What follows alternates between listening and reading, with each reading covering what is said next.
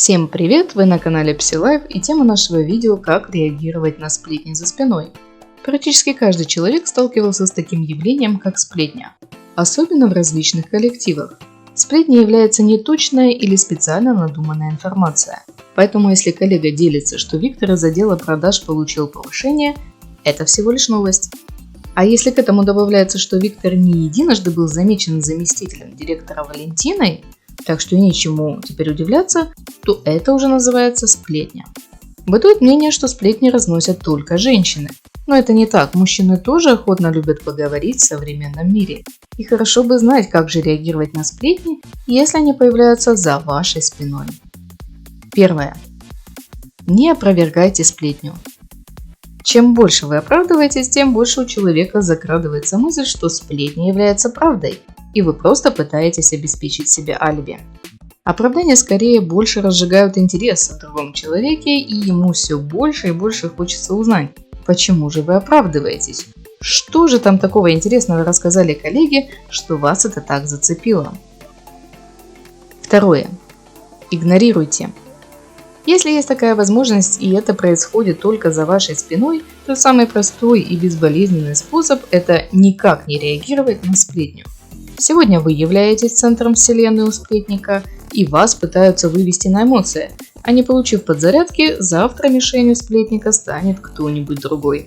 Когда вы не реагируете на ложную информацию о вас, то у сплетника пропадает интерес. Это как перестать подкидывать дрова в костер. Нет эмоций – нет подогрева. Третье. Проявите сочувствие к сплетнику. Самодостаточный и успешный человек не разводит сплетни среди коллег.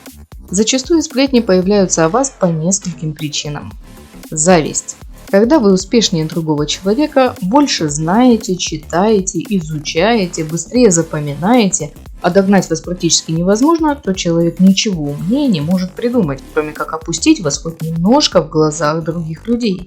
Почему это вы такой успешный, а он нет? Непорядок. И он начинает выдавать самые сочные домыслы за вашей спиной. Конечно, он мог бы попытаться с вами посоревноваться, но это же сколько времени нужно потратить на самообразование. А тут все намного проще. Всего каких-то 5 минут, и дело сделано. Заниженная самооценка у раздающего сплетни. Так он хоть попытается возвыситься за ваш счет. Чем грязнее сплетня о других людях, тем больше он может повысить свою самооценку. Мол, вон какой вы ужасный и какой он хороший. Попытка отомстить, когда напрямую дать сдачи не удается, человеку проще пустить грязную ложь о вас, чем пытаться бороться один на один. К тому же так он надеется на коллективное негодование в вашу сторону. Мол, все отвернутся, я один это мало, а вот если все, то вам точно не сдобровать. Скучная жизнь или много свободного времени. Когда в своей жизни туман и человек начинает себя ощущать одиноким ежиком в нем, а у вас жизнь играет яркими красками, то, конечно же, чтобы стать интересным собеседником для других, ему приходится придумывать что-нибудь интересное про вас и других людей, чтобы с ним хотели общаться. Или ему не хочется работать. Он так занимает себя. Кто-то в танки играет, кто-то в чате переписывается, а он вместо работы сплетни разносит. Четвертое. Реагируйте с юмором. Суть этого способа в том, чтобы высмеять саму сплетню о вас, а еще лучше придумать ей продолжение. И чем абсурднее будет ваше продолжение, тем в более неловкое положение вы поставите сплетника.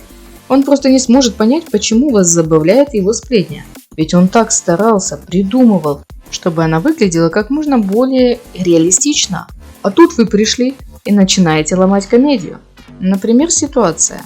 Вы услышали диалог, в котором говорят о вас. А она не такая, как все.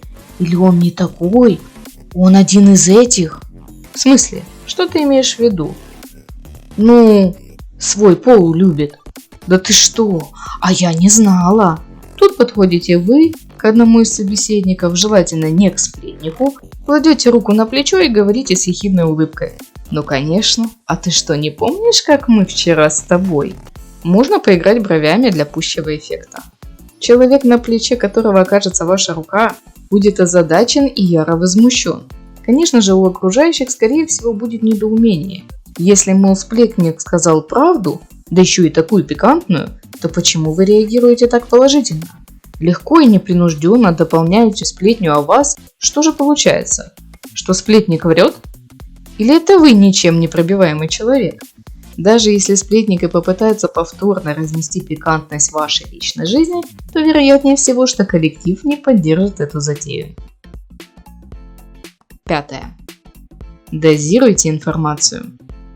Давайте людям только то, что им, по вашему мнению, стоит знать о вас. Причем желательно это делать так, чтобы у сплетника даже не было возможности что-то добавить от себя в рассказ о вас.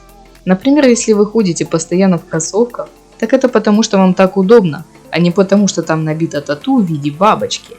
Просто когда-то давно еще в школе занимался спортом, тем же баскетболом, и осталась привычка, что кроссовки это то, что можно быстро надеть, если нужно быстро пробежать, и ухаживать за ними гораздо проще, нежели за туфлями. И еще, если о вас сплетничают за спиной, значит вы очень интересный человек.